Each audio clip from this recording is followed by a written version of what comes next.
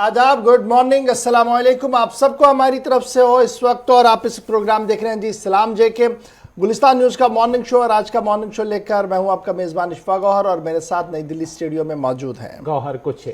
सामीन नाज़रीन, आज चुनाव चल रहा है, उस हवाले से भी आपको ज़रूर अपडेट करेंगे। इलेक्शन कमीशन का एक बड़ा बयान आया है, बर वक्त और बरमहल बयान, इसको माना जा सकता है या नहीं माना जा सकता, उस पर आप बात करेंगे हमारे साथ। और बात आगे जब करेंगे तो वायरस की भी बात करेंगे। जम्मू कश्मीर के अंदर क्या कुछ छोटी बड़ी सरगर्मियाँ हुई हैं, उस पर गुफ्तगू करने की कोशिश करेंगे। 10 बजे तक आपका और हमारा साथ रहेगा।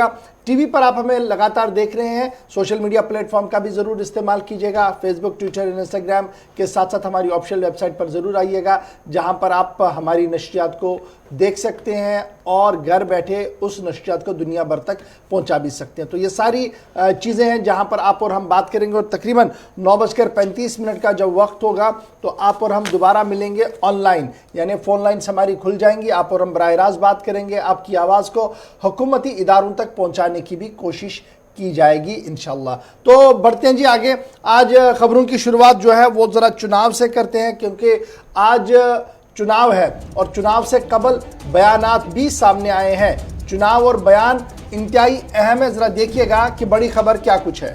जी हाँ, इंतखाबात के हवाले से और दूसरी तरफ कोविड-19 के मामले को लेकर इलेक्शन कमीशन की जानिब से नया फरमान जो है वो जारी हुआ है। वो किन के लिए फरमान जारी हुआ है? तो जो सियासी जमातें इस वक्त जो कई रियासतों में इलेक्शन चल रहा है, उसको लेकर इलेक्शन कमीशन की जानिब से एक नया फरमान जारी हुआ है। उन्होंने कहा कि अगर इलेक्शन रैलीज के दौरान जो सियासी जमातें हैं वो कोविड प्रोटोकॉल को फॉलो नहीं करेंगी तो उन पर पाबंदी भी आयद लग सकती है। सभी सियासी जमातों के लिए अहकाम जारी किए गए इलेक्शन कमीशन की जानिब से, कि उनका मानना है कि SOPs का खास ख्याल नहीं रखा जा रहा है। जब भी इलेक्शन रैलीज होती है तो वहां पर SOPs को फॉलो नहीं किया जाता है। मास्क, समाजी दूरी और दीगर जो भी SOPs है उसको फॉलो नहीं किया जा रहा। इस सिलसिले में अब उनकी जानिब से एक नया फरमान जारी हुआ है। यानी कुल मिलाकर ये कहा जाए कि बहुत देर कर दी मेहरबान फरमान जारी करते करते, तो शायद ये दुरुस्त होगा, क्योंकि इलेक्शन अथॉरिटी जो है हमारी चीफ इलेक्शन कमीशन का जो पूरा दफ्तर है एक ऑटोनॉमस बॉडी है। लेकिन मुल्क की जिन रियासतों के अंदर इस वक्त चुनाव चल रहा है वहाँ पर किस तरीके से बड़ा जन सैलाब उमड़ कर आता है, वज़ीर आज़म से लेकर दीगर सियासी जमातों के इज्तिमात को जब आप देखेंगे, न तो प्रोटोकॉल का ख्याल रहता है और ना ही मास्क और दीगर चीज़ों का कोई ख्याल रखा जा रहा है। और जब लगातार मुल्क के अंदर कोरोना का कहर बढ़ रहा है और अस्पतालों के अंदर बीमारों की तादाद बढ़ रही है, अमवात की शरह भी बढ़ रही है, अब जाकर इलेक्शन कमीशन की नींद टूटी है। और इलेक्शन कमीशन ने सभी पार्टियों को, चाहे वो कौमी पार्टियां हैं या सियासी जमातें, सियासी पार्टियां हैं जो इलेक्शन कमीशन के साथ जो जुड़ी हुई हैं, जो रिकॉग्नाइज पार्टियां हैं, उनके नाम ख़त इरसाल किया है कि या तो कोविड नॉर्म्स और प्रोटोकॉल को फॉलो करे या इलेक्शन कमीशन सभी जमातों की रैलीज पर पाबंदी आयद करेगा। और ये बड़ा इंपॉर्टेंट है। ये कब हो रहा है? जब बंगाल और दीगर रियासतों के अंदर आज चुनाव होने जा रहे हैं। जब आज के चुनाव की हम फटाफट से आपको अपडेट ये भी करते चले कि आज बंगाल के अंदर चौथे मरहले के तहत चुनाव हो रहा है, यानी 4th फेज आज चुनाव का है। और आज तकरीबन 370 से ज़्यादा कैंडिडेट्स का फैसला बंगाल के अंदर होने जा रहा है। चौथे मरहले के तहत तकरीबन 44 के करीब असेंबलीज़ के अंदर नॉर्थ और साउथ बंगाल के अंदर आज चुनाव होने जा रहे हैं। और सबसे अहम कैंडिडेट्स जो है, जो काफ़ी अहम इस चुनाव के दौरान देखने को मिले हैं, उन सब का फैसला आज सियासत का यहाँ पर होगा। बाबू सुप्रियो जो मरकज़ी वज़ीर है वो वहाँ मकामी चुनाव लड़ रहे हैं, असेंबली का चुनाव लड़ रहे हैं, उनका भी आज चुनाव हो रहा है। आज उनके लिए भी जो है वो वोटिंग होगी।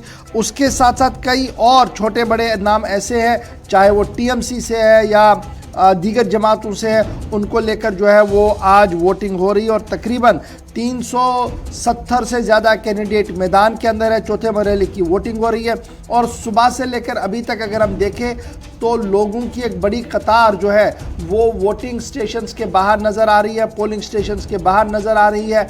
और वहाँ पर काफ़ी स्टेशंस पर ऐसा देखने को मिला कि मास्क बिल्कुल भी नहीं है। और जो प्रोटोकॉल इलेक्शन कमीशन की तरफ से राइज किया गया था, कहा गया था कि इलेक्शन अगर करने हैं तो सेट प्रोटोकॉल और नॉर्म्स होंगे, उनकी वायलेशन सुबह सुबह खासी देखने को मिली है। देख लीजिए तस्वीरें आपके सामने है, एक तरफ से मुल्क भर के अंदर कोरोना का कहर है और दूसरी तरफ से समाजी दूरी का जो बड़ा नारा इसमें है कि दूरियां हो, वो यहाँ पर कितनी नज़दीकियों में है सब कुछ वो आप देख सकते हैं, क्योंकि चुनाव है। और यही वजह कि इलेक्शन कमीशन की चौथे मरहले पर जब आज वोटिंग हो रही है तो इलेक्शन कमीशन की नींद टूटी है। उसने देखा कि मुल्क भर के अंदर क्या कुछ हो रहा है और अब क्या चुनावी रैलियों पर उसका असर पड़ेगा नहीं पड़ेगा देखने वाली बात होगी, क्योंकि बड़े नेता कद्दावर लीडरों की तरफ से जो रैलियां निकाली जा रही हैं उसमें न तो खुद वो मास्क पहन रहे हैं और ना ही आवाम को दूरी मेंटेन वो करवा पा रहे हैं, यानी सरीहन खिलाफ वर्जी जो है वो इस वक्त हो रही है। और लगातार ये मामला सुर्खी में बन रहा था, लेकिन अब इलेक्शन कमीशन ने खत रवाना किया, तो ये क्या खत सिर्फ खत तक रहेगा या इस पर अमली कार्रवाई होगी, इस पर सबकी नज़र तो ज़रूर रहेगी। लेकिन इस वक्त बंगाल के अंदर, नॉर्थ और साउथ बंगाल के अंदर इस वक्त चुनाव जो है वो चल रहा है और वोटिंग का अमल, ताज़ा तस्वीरें इस वक्त आप देख सकते हैं कि किस तरीके से वहां पर वोटिंग का अमल चल रहा है और कहीं पर भी दूरी या कोविड का खौफ आपको नजर नहीं आ रहा है।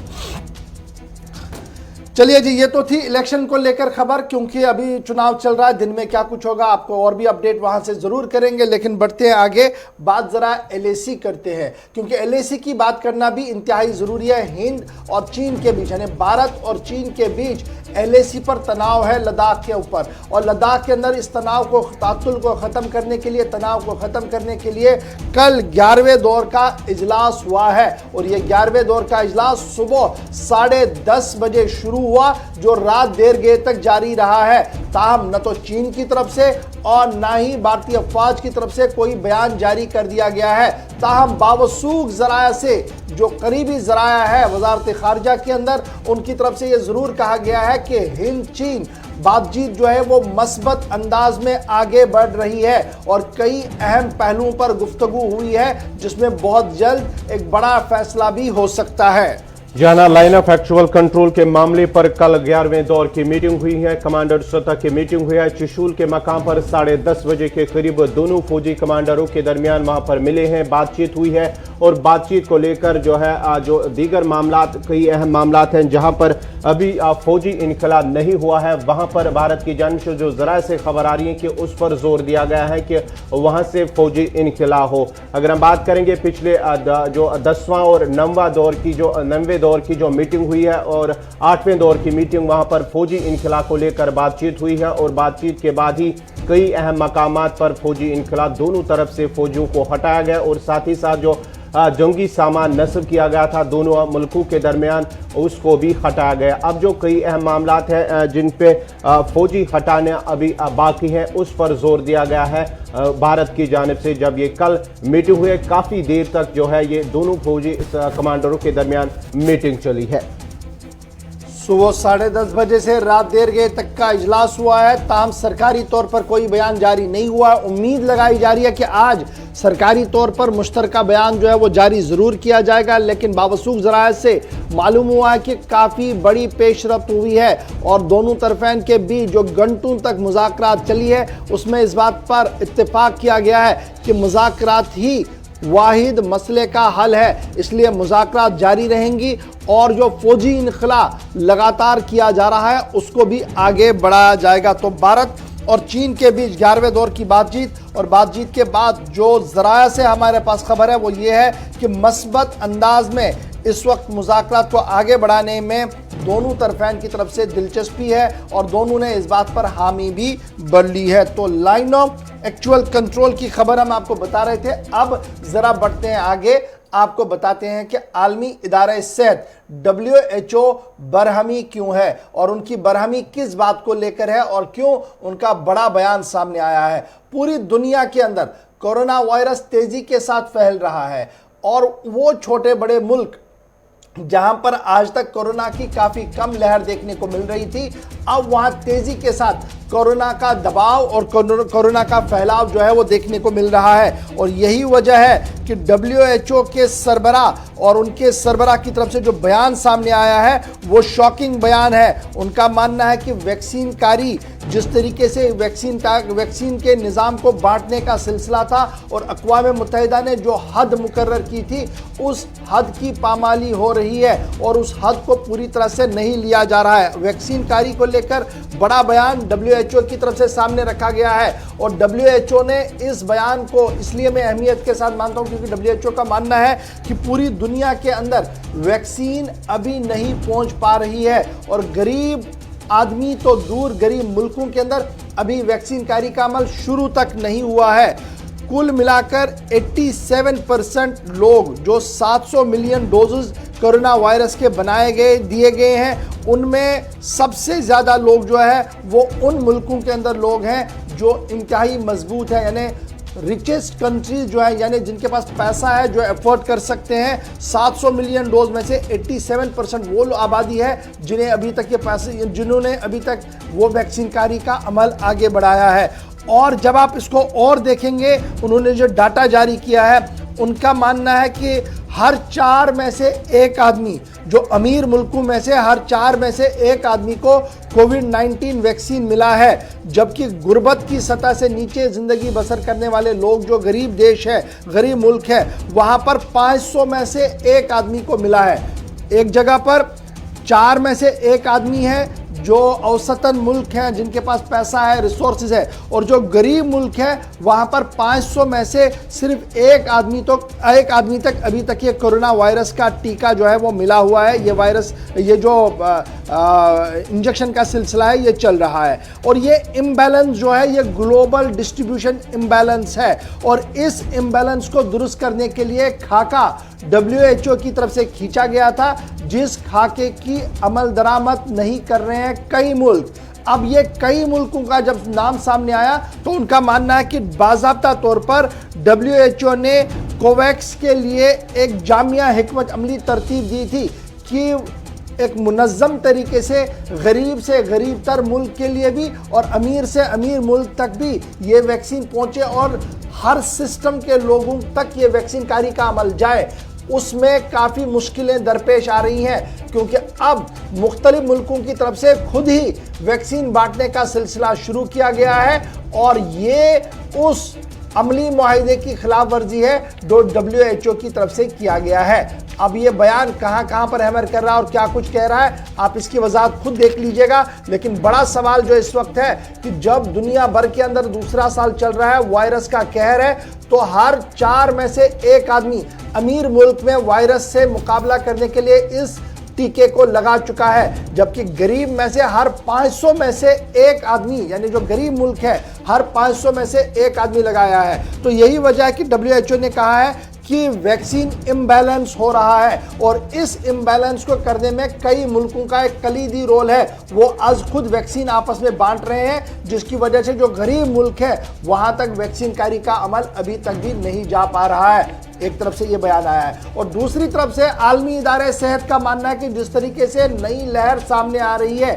और जिस तरीके से वायरस ने नए अंदाज में आना शुरू किया है, ये इंतहाई संगीन है और इसमें अगर चूक की गई तो पूरी दुनिया के अंदर लाखों लोगों की मौत हो सकती है और ये मौत रोकना फिर काफ़ी मुश्किल होगा। इसलिए जो WHO की सेट गाइडलाइंस है उस पर सख्ती के साथ अमल दरामद करना होगा। ये बयान भी WHO के चीफ की तरफ से रात देर दिया गया है और ये वैक्सीनकारी का अमल जो है किस तरीके से दुनिया भर के अंदर चल रहा है, ये खबर हमने आपके सामने रख दी है। जब हम बात कोरोना की कर रहे हैं, वैक्सीनकारी की कर रहे हैं, तो अब जरा बात मुल्क के अंदर क्या कुछ चल रहा है, यानी भारत के अंदर आज रात कैसे गुजरी है, पिछले 24 घंटों के दौरान क्या कुछ हो रहा है, तफसील के साथ आपको बताएंगे गौहर कुछ है। जी हाँ, बात करेंगे कोरोना वायरस की। आलमी वबा कोरोना वायरस जानलेवा वायरस जो लगातार पिछले कई रोज से भारत के अंदर, मुल्क के अंदर अगर हम बात करेंगे तो लाख का हिस्सा उन्होंने पार किया है। 1,45,000 से ज्यादा मस्बत मामले गुज़श्ता 24 घंटों के दौरान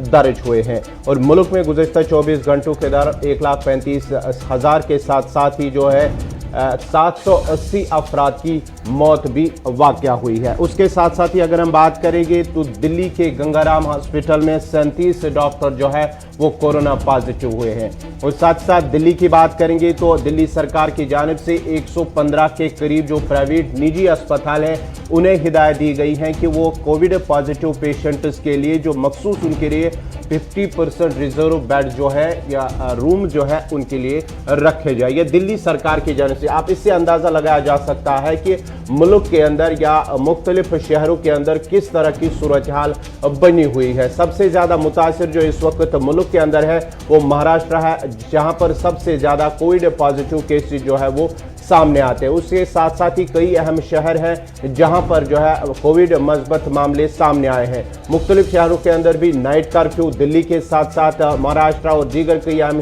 शहरों में भी नाइट कर्फ्यू जो है वो नाफिज किया गया। उसके साथ साथ ही जम्मू कश्मीर के अंदर भी नाइट कर्फ्यू का जो है वो कल से शुरू हुआ है और पंजाब के अंदर भी नाइट कर्फ्यू।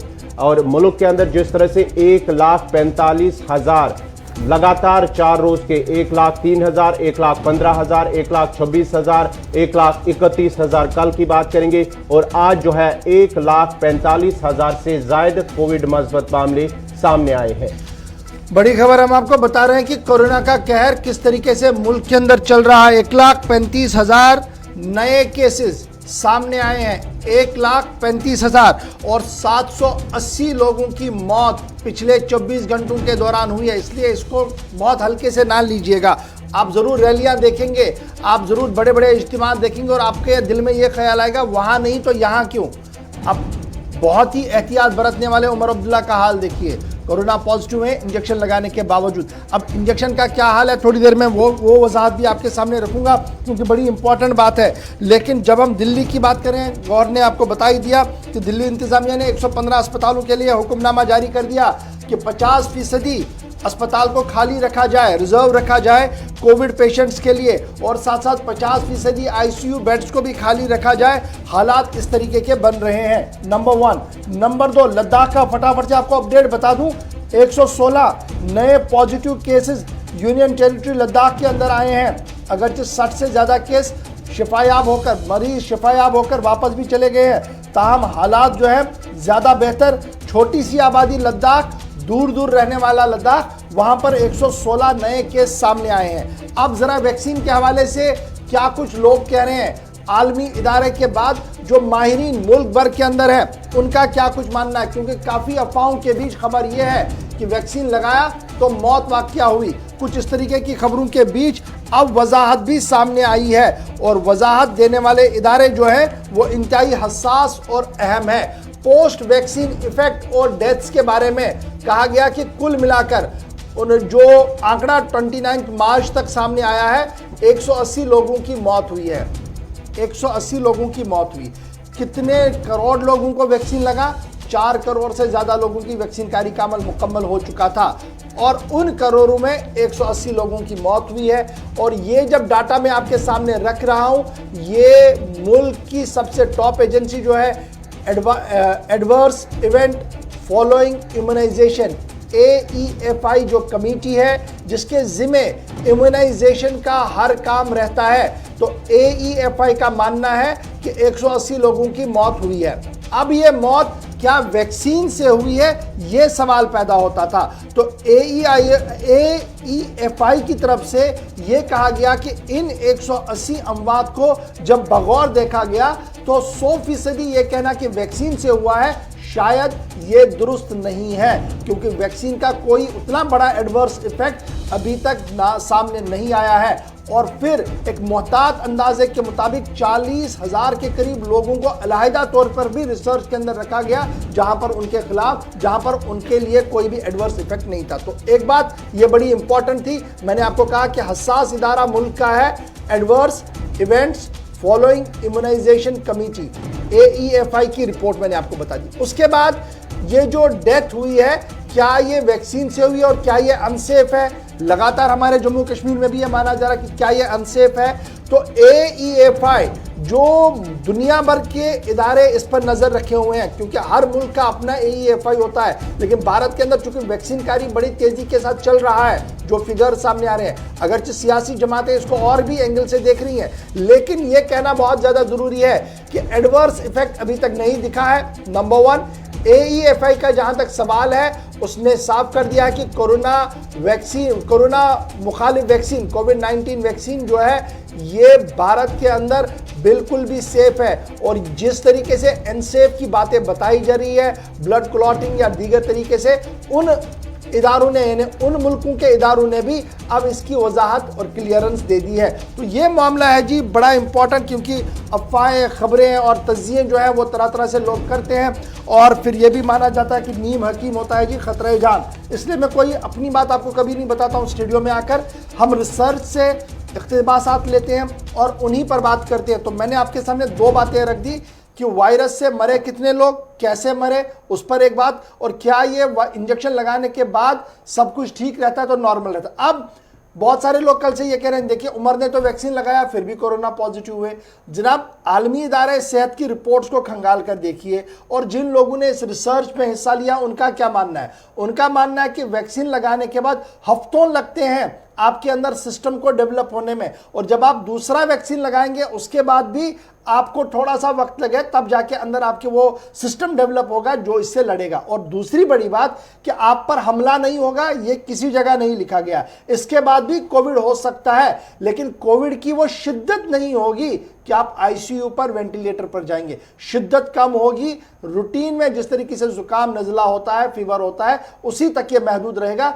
आपके इम्यून सिस्टम को, आपके निज़ाम को ज़्यादा नुकसान नहीं पहुंचेगा, ये माहिरीन का मानना है। इसलिए वैक्सीन लगाइए, जितना जल्दी हो सके वैक्सीन कारी में शिरकत कीजिए, खुद लगाइए, अपने बुजुर्गों को लगवाइए और बच्चों को महफूज रखिए, क्योंकि वैक्सीन लगाने के बाद भी वायरस का हमला हो सकता है। यही वजह है कि डॉक्टर कल पॉजिटिव आए, जो 30-40 डॉक्टर हमने दिल्ली में देखे, सब वैक्सीन सेंटर के अंदर थे, लेकिन उनकी सिचुएशन क्या ICU तक पहुंची है। तो जो इदारा हमें ये कह रहा है, जो दिल्ली से खबर है कि जरूर वो पॉजिटिव हुए हैं, एहतियात बरता गया है उनके साथ, लेकिन वो ICU में भर्ती होंगे या उन्हें अस्पताल भर्ती करना पड़ेगा, शायद ये दुरुस्त नहीं है, क्योंकि वो एसिम्प्टोमेटिक है, उतनी ज्यादा कोई परेशानी उन्हें नहीं है। तो ये बात बड़ी इंपॉर्टेंट है। लेकिन बढ़ते हैं आगे, जब वैक्सीन कारी की बात हम आपको बता रहे हैं, आलमी इदारों की मैं बात आपके सामने रख रहा था, तो कांग्रेस खामोश कैसे बैठे।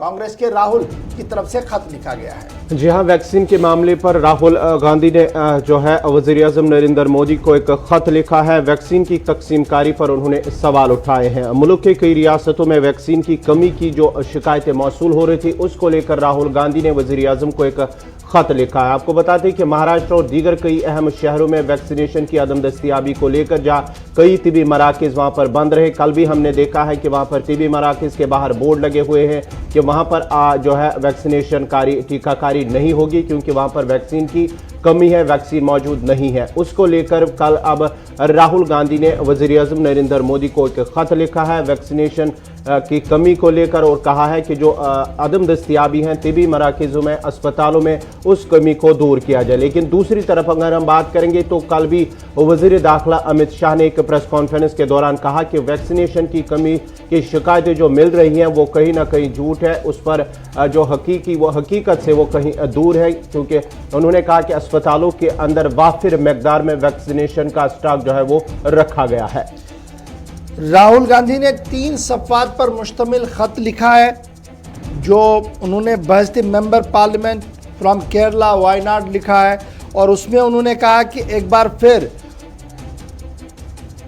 पेंडेमिक जो है वो तेज़ी के साथ मुल्क भर के अंदर फैल रहा है, और इसमें जो मरकज़ी वजारत सेहत का रोल होना चाहिए था वो नज़र नहीं आ रहा है। और जिस सुस्त रफ्तारी के साथ वैक्सीन कारी के निज़ाम को चलाया जा रहा है, इससे जान माल का ख़तरा मुल्क के अंदर पैदा हो रहा है।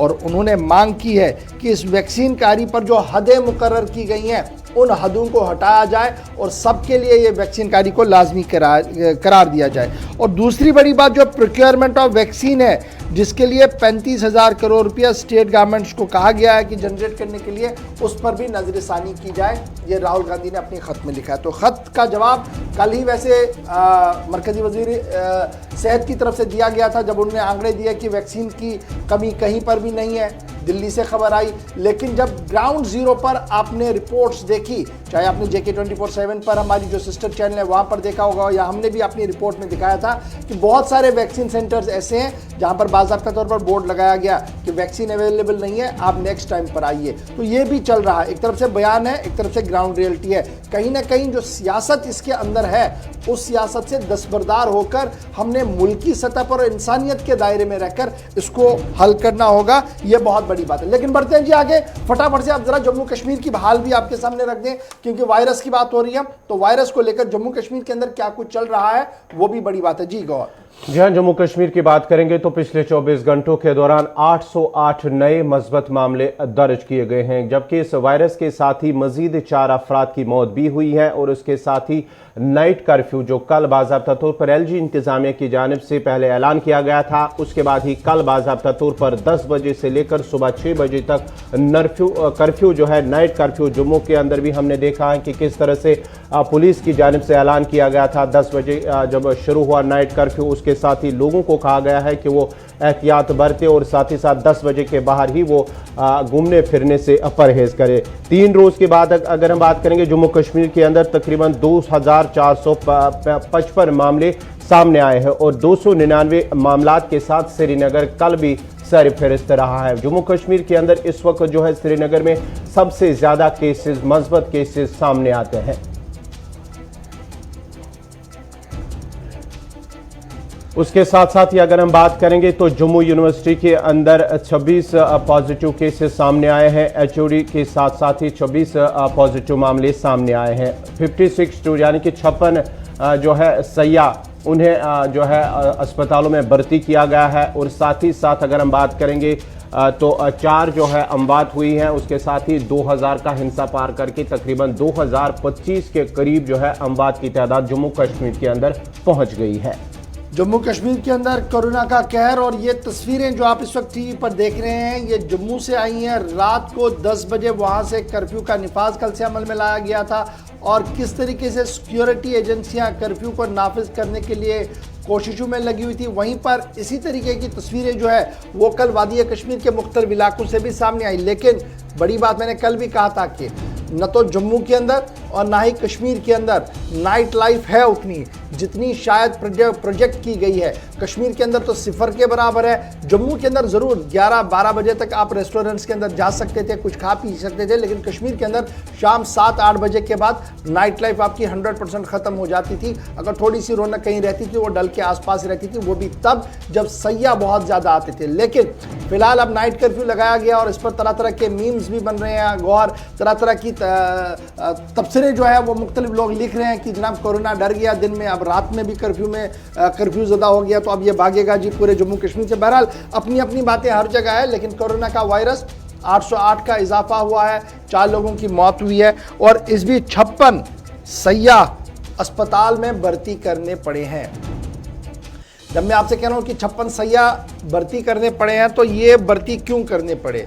ये इसलिए भर्ती करने पड़े क्योंकि उनके अंदर सिम्टम्स देखे गए, और यही वजह है कि वो आगे ना ज़्यादा बढ़े और उनकी सेहत ठीक रहे, उन्हें अस्पताल के अंदर भर्ती कराया गया है। तो ये जनाब सूरत हाल है कि कल IFS अफसर, 5 केंद्रीय विद्यालय के टीचर, उसके साथ साथ जम्मू के अंदर 26 लोग पॉजिटिव, जम्मू यूनिवर्सिटी के अंदर IIM के बच्चे मैंने पहले ही आपको बताया। फिर आपका GMC के अंदर, चाहे कश्मीर और या साउथ कश्मीर GMC हो, वहाँ से आपके पॉजिटिव बच्चे हैं। तो हर तरफ से पॉजिटिव की लहर आ रही है और अस्पतालों पर दबाव जो है वो बहुत ज़्यादा बढ़ रहा है। ऑलरेडी हमारे अस्पतालों के अंदर निज़ाम उतना बड़ा नहीं है और हम ज़्यादा कुछ वहाँ पर बेहतर भी नहीं कर पाए हैं 1 साल के दौरान। लेकिन कल भी एक मीटिंग हुई है जिसमें जब हमने खबर की थी कि ऑक्सीजन की सप्लाई को लेकर बड़ी खबरें जो है वो आ रही है, उसके बाद अतुल डुल्लो साहब ने आनंद फानन में मीटिंग भी बुलाई कल, और इन सभी मुद्दों पर उन्होंने भी जो है वो रिव्यू लिया है और उम्मीद करेंगे कि हालात बेहतर हो, ज़्यादा लोग अस्पताल तक ना पहुँचे, और ये तभी मुमकिन है जब हम सब एहतियात बरतें। लेकिन जब हम आपको ये बता रहे हैं कि 56 सयाह कोरोना पॉजिटिव नहीं हुए हैं लेकिन उन्हें अस्पताल तक जाना पड़ा है और वो एडमिट हुए हैं, तो हालात सयाहत के शोबे से क्या कुछ है, गौहर आपको बताएंगे। जी हाँ, अब बात करेंगे सयाहत। जिस तरह से कोरोना वायरस की हमने बात की है तो कोरोना वायरस से किन का जो है सयाहत काफ़ी मुतासर हुआ है। इस सिलसिले में कोरोना वायरस के काले साए जो है वो फिर टूरिज्म पर पड़ा है। जम्मू कश्मीर के अंदर जिस तरह से टूरिज्म शोबा जो है रीढ़ की हड्डी माना जाता है, उसको लेकर कोरोना वायरस की वजह से वो काफ़ी अब मुतासर होने लगा है। सयाहों की आमद में हौसला अफजा इजाफे के बाद एक बतदरीज गिरावट देखने को मिल रही है। गैर मुल्की सयाहों की आमद में 90% से 95% तक कमी, यानी कि पूरे जो गैर मुल्की फिलहाल जो उस पर जो पाबंदी है उसको लेकर कहीं ना कहीं जो है वो अब जो आमद में लगातार कमी देखने को मिल रही। और सयाहती शोबे से वाबस्ता अफराद जो है, हम शिकारा वालों की बात करेंगे या हाउस बोट ऑनर्स की बात करेंगे या दीगर जो भी सयाहती शोबे से वाबस्ता लोग हैं, मुंसलिक लोग हैं, कहीं ना वो मायूसी के शिकार हो चुके हैं। लगातार पिछले कई दिनों से हमने देखा है कि 800 का हिंसा पार करके जम्मू कश्मीर के अंदर उसकी वजह से जो है सयाहत पर काफ़ी जो है असर पड़ा है। इस खबर पर सीधा चलते हैं श्रीनगर, जहां हमारे साथ जुड़ चुके हैं सीनियर न्यूज एडिटर सरम एजाज। सरम, जिस तरह से ये खबर मिल पा रही है कि जम्मू कश्मीर के अंदर जिस तरह से कोरोना की वजह से उसमें हर रोज इजाफा देखने को मिल रहा है, अब जो खबर आ रही है कि सयाहती शोबा जो है इससे काफी मुतासर हुआ है, काफी असरअंदाज हुआ है और इससे वाबस्ता लोग हैं, कहीं ना कहीं उनमें मायूसी नजर आ रही है। देखिए, बिल्कुल गौर, इस वक्त दुनिया में हर चीज पे असर पड़ा है और मुल्क में भी इस कोविड की वजह से हर सेक्टर पे असर पड़ा है। पिछले कुछ दिनों से कश्मीर का टूरिज्म इंडस्ट्री बूम करने लगी थी, अच्छी खासी तादाद में कश्मीर में टूरिस्ट आना शुरू हुए थे। लेकिन जो कोविड हो गया और इस कोविड की वजह से मुल्क के कुछ हिस्सों में जो नाइट कर्फ्यू लगा, फिर उसके साथ साथ जो एहतियाती तदाबीर की बात होने लगी, तो साफ जाहिर है बहुत से लोगों ने कश्मीर के लिए जो अपनी रिजर्वेशन कर रखी थी, अपने प्लान बना रखे थे, वो कैंसिल करिए। और सबसे ज्यादा जो महाराष्ट्र से टूरिस्ट कश्मीर आने वाला था उसको जो बहुत ज्यादा असर पड़ा। और वेस्ट बंगाल में चूंकि चुनाव है और उस चुनाव के दौरान थोड़ा सा असर पड़ा है कि ये जो टूरिस्ट है ये कश्मीर जो नहीं आ सके। लेकिन हम ये कहें कि असर पड़ा है, उतना असर दूसरी रियासतों के मुताबिक अगर हम जो अभी हमारे पास डाटा, अभी जो मैंने डायरेक्टर ऑफ जो टूरिज्म कश्मीर डॉक्टर GN यत्तू उनसे कुछ देर पहले बात की, तो उनके बरअक्स जम्मू कश्मीर में इस वक्त भी उनके मुताबिक, GN यत्तू के मुताबिक, मुल्क की दूसरी जो टूरिस्ट डेस्टिनेशन है जिसमें हिमाचल है, कुल्लू है या दूसरे इलाके, उनके बरअक्स जम्मू कश्मीर में टूरिस्ट फ्लो बहुत अच्छा है और लगभग 70% उनसे ज्यादा है। आपको मैं जो उन्होंने मुझे डाटा दिया है उसके मुताबिक इस वक्त आज सुबह का जो उन्होंने मुझे डाटा दिया उनके मुताबिक लगभग 3000 टूरिस्ट जो है वो गुलमर्ग में, पहलगाम में है, लगभग 1700 के करीब सोनमर्ग में है और लगभग 1800 के करीब जो है वो पहलगाम में टूरिस्ट हैं। ये तीन जो टूरिस्ट डेस्टिनेशन कश्मीर की मेन टूरिस्ट डेस्टिनेशन है। इसके अलावा आपको बताऊं कश्मीर में तीन तरह के टूरिज्म है। एक टूरिज्म जिसे हम लेबर टूरिज्म यहाँ कहते हैं कि गैर रियासती जो मजदूर हैं वो कश्मीर आते हैं, उसमें गिरावट आई है, बहुत ज्यादा गिरावट आई है, लेकिन वो काम के लिए आते हैं उस टूरिज्म के खाते में। दूसरा जो यहाँ का है सीनिक टूरिज्म में कोई कमी नहीं आ रही है। और फिर सरकार ने जब सीनिक टूरिज्म को देखा कि थोड़ी सी गिरावट मुल्क में आ गई, यहाँ पे भी आ रही है, तो यहाँ पे अब स्पोर्ट्स टूरिज्म को भी शुरू किया है। और कल ही जो है 11 तारीख को कपिल देव आ रहे हैं जम्मू कश्मीर, यहाँ पे गोल्फ टूर्नामेंट हो रहा है नेशनल लेवल का। फिर तीरथ के आसपास अजय जडेजा आ रहे, क्रिकेटर आ रहे, और फिर क्रिकेट से लेकर दूसरी जो पर्सनैलिटीज है वो कश्मीर आ रही। 2-3 फिल्में भी इस वक्त यहाँ कश्मीर में शूट हो रही है, उनका भी एक अच्छा खासा क्रू है और उससे भी एक अच्छा खासा मैसेज बाहर जा रहा है कि नहीं, कश्मीर में दूसरी रियासतों के बरक अच्छा था। अच्छा जी सनम, बड़ा इंपॉर्टेंट ये है कि आहिस्ता आहिस्ता फ्लो बढ़ रहा है, लेकिन हालात मुल्क के अंदर ऐसे है कि ज्यादा लोग नहीं आ पा रहे। लेकिन जो इंतजामिया की तरफ से फैसला लिया गया था कि अब होटल मालिकान से कहा गया था कि वो 2 कमरे जी आइसोलेशन के लिए रखे। हमारे पास जो खबर है तकरीबन 56 से ज्यादा टूरिस्ट जो है वो हॉस्पिटल में भर्ती करने पड़े हैं। तो जो उनके इमीडिएट कॉन्टैक्ट्स हैं, क्या उन्हें क्वारंटाइन वहीं पर किया गया है, क्या कुछ किया गया, इस हवाले से कोई खबर? एक तो ये है, और दूसरा बड़ा इंपॉर्टेंट है, क्या होटल मालिकान ने इस बात पर हामी भर ली है कि हाँ हर होटल में 2 कमरे वो रखेंगे? क्योंकि उनके लिए और सिक्योरिटी खतरात बढ़ते हैं, क्योंकि जब वहाँ पर 2 कमरे बनेंगे, जो फूड उन्हें सर्व किया जाएगा, जो लोग वहाँ सफाई के लिए जाएंगे तो वो इजी कांटेक्ट में आ जाएंगे वहाँ पर, तो निज़ाम सारा होटल का धर्म भरम हो जाएगा। तो ये जो तकनीकी बातें हो रही थी, किस हद तक ये मुमकिन हो पाई हैं अभी? देखिए, कल शाम को इस हवाले से मेरी श्रीनगर डिस्ट्रिक्ट एडमिनिस्ट्रेशन से बात हुई थी और डीसी जो है ये जो अनंतनाग वगैरह वहाँ के एडमिनिस्ट्रेशन से बात हुई थी।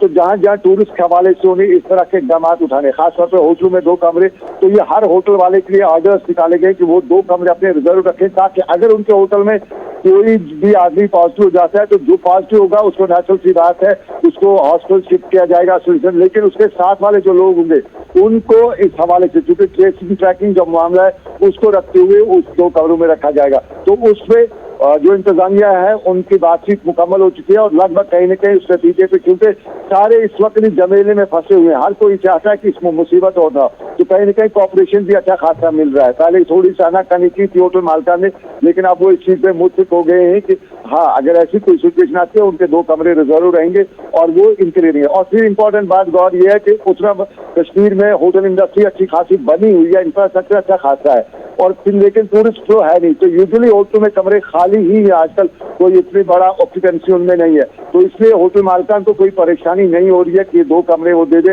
हाँ, अब कुछ लोग कहते हैं कि अगर इन हालात से कोई कमाई थोड़ी सी हो जाए, सरकार उसको हवाले से भरपाई थोड़ी कर दे, तो वो थोड़ा सा एक रहता है, लेकिन ओवरऑल कॉपरेशन ही मिला है। और उसके साथ साथ अब अगर कहें कि ये जो ट्रैकिंग की बात है कि जो टूरिस्ट आया वहां पे आया, अब ये मामला जो है ये अब लेके चलने की बात है यहाँ पे कश्मीर में, चाहे वो लोकल हो या टूरिस्ट हो, जो भी है, और उसको लेके सरकार भी और पब्लिक भी सब कहती है कि अब होना है, सबको होना है, उसके लिए एहतियाती तदाबीर करनी, ट्रेसिंग ट्रैकिंग पे नजर रखी जा रही, लेकिन उतना नहीं रखा जा रही। अब वो ठीक है जी सनम, बड़ा इंपॉर्टेंट है। हमने देखा कि दिल्ली के अंदर मीटिंग हुई और सभी रियासतों के लिए जो है वो रहनुमा खतूत जारी कर दिए गए हैं, तो ये रहनुमा खतूत सिर्फ मजहबी मकाम पर रहेंगे या ग्राउंड पर आप देख रहे हैं बाजार के अंदर उसका इम्प्लीमेंट होते हुए, बस स्टैंड पर उसका इम्प्लीमेंट होते हुए, या सिर्फ फोटो सेशन के लिए जब अफसर साहब बाहर जाते हैं तो आनंद फानन में बड़ी चीज़ें स्ट्रीमलाइन हो जाती हैं, जब वो चले जाते हैं तो सारा वैसा ही हाल होता है। तो अभी की अगर मैं श्रीनगर शहर की बात करूं,